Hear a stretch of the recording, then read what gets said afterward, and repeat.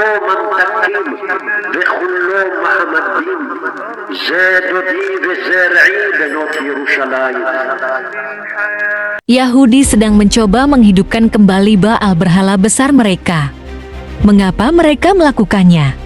Bagaimana mereka melakukannya?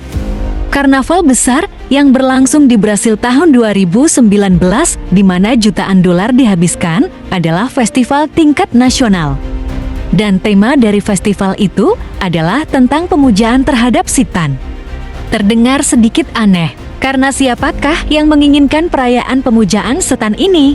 Israel dan Yahudi di bagian dunia lain mencoba untuk mengembalikan Baal hidup kembali.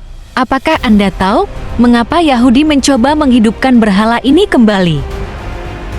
Dulu Israel terbagi dua bagian. Satu disebut Yahudi dan yang lain disebut Bani Israel. Raja dari Bani Israel yang bernama Ahab jatuh cinta dengan Isabel, putri Libanon yang cantik jelita. Sayangnya Isabella adalah seorang penyembah berhala bernama Baal. Terpengaruh oleh istrinya, Raja Ahab pun mulai menyembah berhala dan diikuti oleh rakyatnya. Dibuatlah patung Baal dari emas murni untuk meninggalkan Allah. Dibangunlah pula rumah persembahan di mana orang Israel disembelih untuk dikorbankan dengan nama Baal. Seorang nabi dari Bani Israel datang ke Raja Ahab untuk memperingatkan agar melepaskan syirik dari istrinya. Tetapi sang istri raja malah membunuh nabi itu dengan pedangnya. Nabi Allah itu menatap mata sang istri raja sambil berucap, "Kamu akan dibunuh secara sadis suatu hari nanti, dan anjing akan memakan tubuhmu setelahnya." Tak lama setelah itu, Allah mengirimkan Nabi Ilyas untuk menyelamatkan Bani Israel dari kesyirikan dan penyembahan berhala.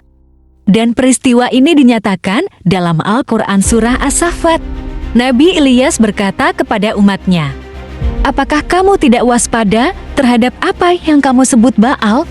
Kamu telah meninggalkan Allah, Tuhanmu dan Tuhan dari ayahmu." Tetapi mereka malah menyebut Nabi Ilyas sebagai seorang pembohong, dan mereka mengingkarinya. Ratu Isabella memerintahkan pasukan untuk segera membunuh Nabi Ilyas. Atas kehendak Allah, Nabi Ilyas bersembunyi di goa. Akibat dari keingkaran itu, Bani Israel ditimpa kelaparan dan kekeringan. Banyak dari mereka yang mati karenanya. Mendapati hal tersebut, Raja Ahab mendatangi Nabi Ilyas dan memintanya agar berdoa kepada Allah untuk hujan dan makanan. Nabi Ilyas mengajak Bani Israel untuk kembali kepada Allah dan berdoa. Allah pun mengabulkan doa mereka. Berakhirlah bencana itu. Tetapi Bani Israel tetap tidak meninggalkan penyembahan mereka terhadap berhala. Dan Ratu Isabella masih berupaya membunuh Nabi Ilyas. Tetapi Allah melindungi utusannya. Pada akhirnya, Raja Ahab dan Ratu Isabella terlibat peperangan dengan beberapa suku.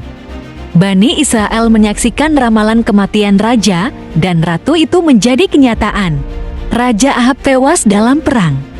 Darahnya kemudian dijilati dan tubuhnya dimakan oleh anjing liar. Lalu suku-suku itu pun menyerang istana, sekaligus membunuh Ratu Isabella dengan pedang mereka. Mayatnya dibiarkan tergeletak begitu saja untuk dimakan dan dihancurkan anjing-anjing Israel. Allah adalah sebaik-baiknya pembalas atas kezaliman mereka. Lihatlah apa yang terjadi sekarang. Orang-orang Yahudi kembali sama seperti umat Nabi Ilyas, Musa, dan semua utusan lainnya terdahulu. Satu ujian kecil akan menghilangkan iman Bani Israel, lupa bersyukur, dan tidak taat kepada Sang Pencipta. Di sisi lain mereka melihat Baal besar ini, berharap berdoa agar iblis ini bisa hidup dan menolong mereka serta menyelamatkan mereka.